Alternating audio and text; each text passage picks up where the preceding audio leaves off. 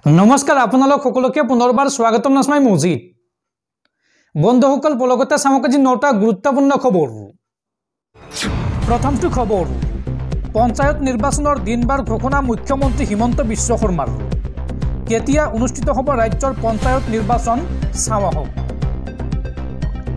Cabinet বৈঠকৰ অন্তত পঞ্চায়ত নিৰ্বাচনক লৈ মুখ্যমন্ত্ৰীৰ বৃহৎ ঘোষণা 18 মাৰ্চত জাৰি হ'ব পঞ্চায়ত নিৰ্বাচনৰ অধিসূচনা হায়াৰ সেকেন্ডাৰী পৰীক্ষা শেষ হোৱাৰ এদিন পিছতেই ঘোষণা হ'ব নিৰ্বাচনৰ দিন অৰাজনৈতিকভাৱে এইবাৰ পঞ্চায়ত নিৰ্বাচন অনুষ্ঠিত কৰাৰ ঘোষণা মুখ্যমন্ত্ৰীৰ অৱসৰপ্ৰাপ্ত কৰ্মচাৰী আৰু আত্মসহায়ক গোটৰ মহিলাই খেলক নিৰ্বাচন এই আহ্বান মুখ্যমন্ত্ৰী হিমন্ত বিশ্ব শৰ্মাৰ সদস্য আৰু সভাপতি পদত কোনো হস্তক্ষেপ নকৰে বিজেপি দলে অৰাজনৈতিক ব্যক্তিক জয় কৰাৰ লক্ষ্য ল'ব লাগে গাঁৱৰ ৰাইজে 17 মাৰ্চত অন্ত পৰিব হায়াৰ সেকেন্ডাৰী পৰীক্ষা আৰু 18 মাৰ্চত জাৰি কৰা হ'ব পঞ্চায়ত নিৰ্বাচনৰ অধিসূচনা পঞ্চায়ত নিৰ্বাচনক লৈ এই বৃহৎ ঘোষণা মুখ্যমন্ত্ৰী হিমন্ত বিশ্ব শৰ্মাৰ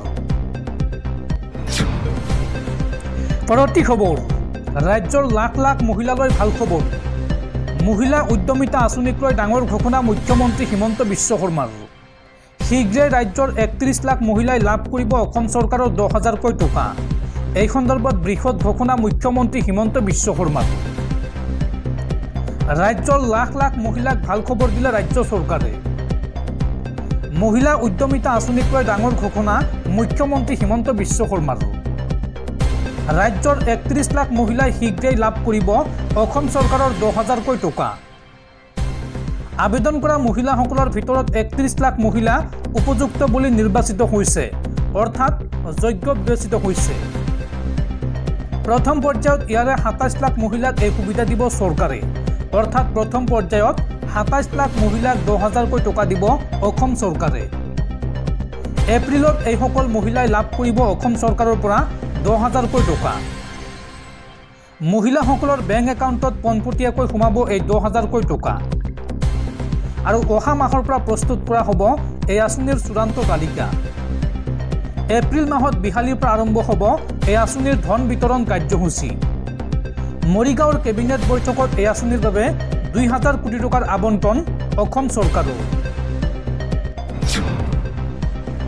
পৰৱৰ্তী খবৰ দেশৰ লাখ লাখ চৰকাৰী কৰ্মচাৰীলৈ ভাল খবৰ শীঘ্ৰেই দৰমহা বৃদ্ধি পাব কেন্দ্ৰীয় চৰকাৰৰ কৰ্মচাৰীৰ অষ্টম দৰমহা আয়োগ গঠনত অনুমতি দিলে মোদী চৰকাৰে প্ৰধানমন্ত্ৰী নৰেন্দ্ৰ মোদীৰ চৰকাৰে কেন্দ্ৰীয় চৰকাৰৰ কৰ্মচাৰীৰ দৰমহা আৰু পেঞ্চনাৰৰ ভাত্তা সংশোধন কৰিবলৈ অষ্টম দৰমহা আয়োগ গঠন কৰাৰ সিদ্ধান্ত গ্ৰহণ কৰিছে মোদী নেতৃত্বাধীন কেন্দ্ৰীয় চৰকাৰে অষ্টম দৰমহা আয়োগ গঠনৰ সিদ্ধান্ত লোৱা বুলি তথ্য আৰু সম্প্ৰচাৰ মন্ত্ৰী অশ্বিনী বৈষ্ণৱে জনায় মন কৰিবলগীয়া যে 2016 চনত সপ্তম দৰমহা আয়োগ গঠন কৰা হৈছিল আৰু 2026 চনত ইয়াৰ কাৰ্যকালৰ অন্ত পৰিব এই সন্দৰ্ভত মন্ত্ৰী বৈষ্ণৱে কয় যে অষ্টম আয়োগৰ বাবে শীঘ্ৰে অধ্যক্ষ আৰু দুজন সদস্যক নিযুক্তি দিয়া হ'ব মন্ত্ৰী অশ্বিনী বৈষ্ণৱে লগতে কয় যে প্ৰধানমন্ত্ৰী নৰেন্দ্ৰ মোদীৰ অধ্যক্ষতাত অনুষ্ঠিত হোৱা কেবিনেট বৈঠকত অষ্টম দৰমহা আয়োগ গঠনৰ সিদ্ধান্ত লোৱা হৈছে দৰ্শকসকল আৰু বহুতো গুৰুত্বপূৰ্ণ খবৰ আছে তাৰ আগতে আপোনাক জনাও যে যদি আপুনি এতিয়ালৈকে এইটো ভিডিঅ'ত লাইক কৰা নাই তেন্তে এতিয়াই ভিডিঅ'টোত লাইক কৰি দিয়ক আৰু এনেকুৱা ধৰণৰ ভিডিঅ'সমূহ নিতৌ চাবলৈ চেনেলটো ছাবস্ক্ৰাইব কৰি কাষত থকা বেল আইকনটো প্ৰেছ কৰি ৰাখক পৰৱৰ্তী খবৰ দেশবাসীলৈ এক উদ্বেগজনক খবৰ ভাঙি দুটুকুৰা হৈ যাব ভাৰতবৰ্ষ গৱেষকৰ এই দাবীক লৈ শেহতীয়াকৈ দেশজুৰি সৃষ্টি হৈছে চাঞ্চল্য কিছুদিন আগতে তিব্বতত ভূমিকম্প হৈছিল আৰু তেতিয়াই আৰম্ভ হৈছিল টেকটনিক প্লেটৰ বিষয়ে আলোচনা এতিয়া ভূতত্ত্ববিদসকলে কৈছে যে ভাৰতীয় টেকটনিক প্লেটখন ভাঙি দুভাগত বিভক্ত হ'ব পাৰে সেই ভয়টো ক্ৰমান্বয়ে অধিক প্ৰবল হৈ আহিছে আৰু যদি তেনেকুৱা হয় তেন্তে লাডাখ উত্তৰাখণ্ড ছিকিম হিমাচল প্ৰদেশ অৰুণাচল প্ৰদেশ আৰু উত্তৰ প্ৰদেশৰ কিছু অংশ ভাৰতৰ মানচিত্ৰৰ পৰা মচ খাই যাব পাৰে এক প্ৰতিবেদনত এনে দাবীয়ে কৰা হৈছে শেহতীয়াকৈ এখন সন্মিলনত বিজ্ঞানীসকলে দাবী কৰিছিল যে ভাৰতীয় টেকটনিক প্লেটখন বৰ্তমান ডিলেমিনেশ্যনৰ প্ৰক্ৰিয়াৰ মাজেদি চলি আছে দেখা গৈছে যে গভীৰ তলৰ অংশটো অগভীৰ ওপৰৰ অংশৰ পৰা পৃথক হৈছে। ইউৰেছিয়ান প্লেটৰ সৈতে সংঘৰ্ষৰ ফলত এই পৰিস্থিতিৰ সৃষ্টি হৈছে। এই পৃথকীকৰণ বৰ সহজ পদ্ধতি নহয়। পৃথিৱীৰ গভীৰত অতি জটিল গতিবিধিৰ ফলত এনে পৰিস্থিতিৰ সৃষ্টি হয়। আৰু এই সন্দৰ্ভত চীন বিশ্ববিদ্যালয়ৰ ভূতত্ত্ববিদ লিন লিউৰ নেতৃত্বত গৱেষকৰ দল এটাই দক্ষিণ তিব্বতৰ পৰা ভূমিকম্পৰ তথ্য পৰীক্ষা কৰিছে। আৰু সেই পৰীক্ষাত স্পষ্টকৈ দেখা গ'ল যে ভাৰতৰ বহু অংশ অক্ষত অৱস্থাত থকাৰ সময়তে 100 কিলোমিটাৰ গভীৰ অংশত ফাট মেলা দেখা গৈছে। আৰু সময়ৰ লগে লগে এই ফাটৰ ফলত দেশখনত দুভাগত ভাঙি যাব পাৰে। ইয়াৰ ফলত হিমালয়তো প্ৰভাৱ পৰিব। মন কৰিবলগীয়া যে ভাৰতীয় আৰু ইউৰেছিয়ান প্লেটৰ সংঘৰ্ষৰ ফলতে হিমালয়ৰ সৃষ্টি হৈছিল। গৱেষকসকলে এই সন্দৰ্ভত কয় যে তেওঁলোকে আশা কৰিছে যে গৱেষণাৰ অগ্ৰগতিৰ লগে লগে তেওঁলোকে এই সন্দৰ্ভত এখন ডাঙৰ ছবি লাভ কৰিবলৈ সক্ষম হ'ব। আৰু তেতিয়াহে বিষয়টোৰ ওপৰত নিশ্চিত হ'ব পৰা যাব।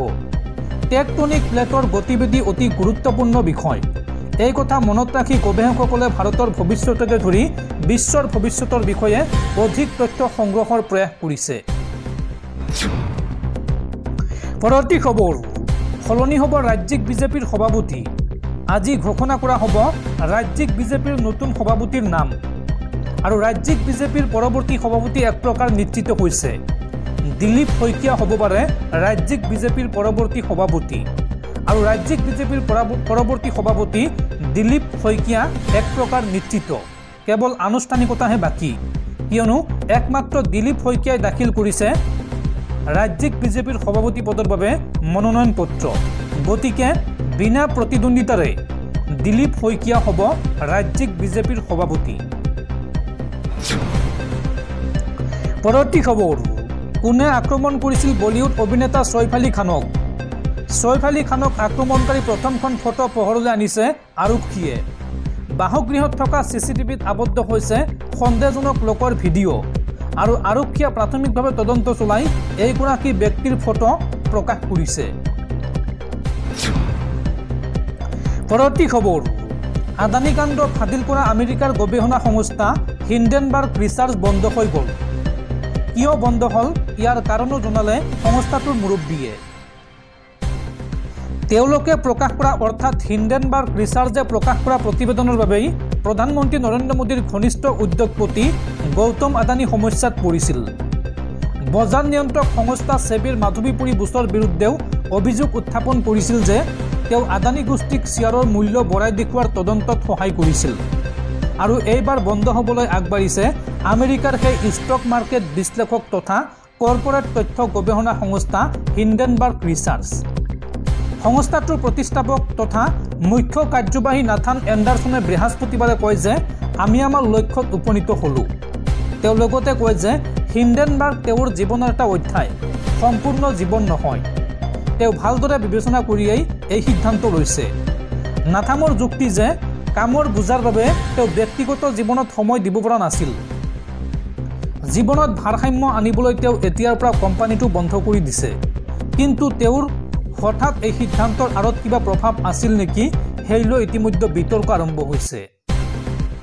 উল্লেখযোগ্য যে 2023 চনৰ আৰম্ভণিতে হিণ্ডেনবাৰ্গ ৰিচাৰ্চে আদানী গোষ্ঠীটোক শ্বেয়াৰৰ মূল্যত প্ৰবঞ্চনা কৰা আৰু কৰ ফাঁকিকে ধৰি অবৈধ বিত্তীয় লেনদেনত লিপ্ত হোৱাৰ অভিযোগ উত্থাপন কৰিছিল।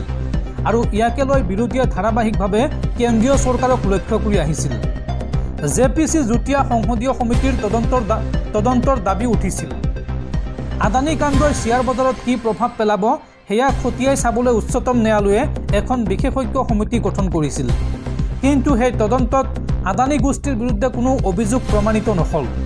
বৃহস্পতিবাৰে হিণ্ডেনবাৰ্গ বন্ধ কৰাৰ ঘোষণাৰ পিছতে বজাৰত আদানীৰ শ্বেয়াৰৰ মূল্য বৃদ্ধি পায়। পৰৱৰ্তী খবৰ, লাহোৱালত আদিবাসী যুৱতীক ধৰ্ষণ কৰি হত্যা কৰা ঘটনাৰ মূল অভিযুক্ত বৰুণ মুৰাক গ্ৰেপ্তাৰ আৰক্ষীৰ। লাহোৱালৰ টিমনা চাহ বাগিচাত লুকাই থকা অৱস্থাত বৰুণ মুৰাক গ্ৰেপ্তাৰ লাহোৱাল আৰক্ষীৰ। পৰৱৰ্তী খবৰ, ৰাম মন্দিৰৰ প্ৰাণ প্ৰতিষ্ঠাৰ দিনাহে ভাৰতবৰ্ষই লাভ কৰিছে প্ৰকৃত স্বাধীনতা। এই মন্তব্য RSS প্ৰধান মোহন ভাগৱতৰ। আৰু মোহন ভাগৱতৰ এই মন্তব্যক এইবাৰ দেশদ্ৰোহী আখ্যা দিছে পশ্চিমবংগৰ মুখ্যমন্ত্ৰী মমতা বেনাৰ্জীয়ে। 2024 চনৰ 22 জানুৱাৰীত প্ৰাণ প্ৰতিষ্ঠা হৈছিল অযোধ্যাৰ ৰাম মন্দিৰৰ আৰু তাৰ ঠিক এবছৰৰ পিছত ৰাষ্ট্ৰীয় স্বয়ংসেৱক সংঘৰ সৰসংঘ চালক মোহন ভাগৱতে 15 আগষ্টৰ পৰিৱৰ্তে ভাৰতৰ প্ৰকৃত স্বাধীনতা দিৱস 22 জানুৱাৰী বুলিহে কৰা মন্তব্যক লৈ প্ৰতিক্ৰিয়া অব্যাহত আছে। মোহন ভাগৱতৰ এই মন্তব্যক কেন্দ্ৰ কৰি অব্যাহত থকা প্ৰতিক্ৰিয়া আৰু বিতৰ্কক এইবাৰ নতুন মাত্ৰা প্ৰদান কৰিলে পশ্চিমবংগৰ মুখ্যমন্ত্ৰী মমতা বেনাৰ্জীয়ে। মমতা বেনাৰ্জীয়ে মোহন ভাগৱতৰ এই মন্তব্যক দেহদ্ৰোহী আখ্যা দিছে। পশ্চিমবংগৰ মুখ্যমন্ত্ৰী মমতা বেনাৰ্জীয়ে এক সংবাদমেলত তেওঁৰ প্ৰতিক্ৰিয়াত কয় যে মই নাজানো তেওঁ জানি বুজি এই মন্তব্য কৰিছে নে নজনাকৈ এই মন্তব্য কৰিছে। এয়া এক দেশদ্ৰোহী মন্তব্য। মই ইয়াৰ তীব্ৰ বিৰোধিতা কৰিছোঁ আৰু এই মন্তব্যক প্ৰত্যাহাৰ কৰিবলৈ দাবী জনাইছোঁ। কেৱল ইমানেই নহয়, দেশৰ স্বাধীনতা সংগ্ৰামত পশ্চিমবংগৰ ভূমিকাৰ কথাও তেওঁ পুনৰ এবাৰ দোহাৰিলে। এই প্ৰসংগতে তেওঁ কয় যে কোনো দলে স্বাধীনতা আন্দোলনৰ ইতিহাস কেতিয়াবা বিকৃত কৰিব পাৰে নেকি? এই সকলোবোৰ অতি বিপদজনক কথা। তেওঁ লগতে কয় যে ইতিমধ্যে বহু ইতিহাসৰ অনেক অধ্যায় বিকৃত কৰা হৈছে, সংবিধানৰ বহু অধ্যায় সলনি কৰা হৈছে, কিন্তু এনেকুৱা কেতিয়াবা হ'ব বুলি আমি ধাৰণাই কৰা নাছিলোঁ। আমাৰ বাবে স্বাধীনতা দিৱস মানে 1947 চনৰ 15 আগষ্ট আৰু এয়া আমাৰ গৰ্ব। আনহাতে শিৱসেনা উদ্ধৱ ঠাকুৰেৰ সাংসদ সঞ্জয় ৰাউতেও মোহন ভাগৱতৰ এই মন্তব্যৰ প্ৰতিক্ৰিয়া প্ৰকাশ কৰিছে। তেওঁ কয় যে দেশৰ সংবিধান মোহন ভাগৱতে লিখা নাছিল আৰু ৰামলালাক RSSে অনা নাই। তেওঁ লগতে কয় যে মোহন ভাগৱতে কোৱা কথাবোৰ ভুল। অযোধ্যাত ৰামলালা হাজাৰ হাজাৰ বছৰ ধৰি আছিল আৰু আমিও ৰাম মন্দিৰৰ বাবে যুঁজ দিছিলোঁ। ৰাম মন্দিৰক লৈ কোনো ৰাজনীতি হোৱা উচিত নহয়।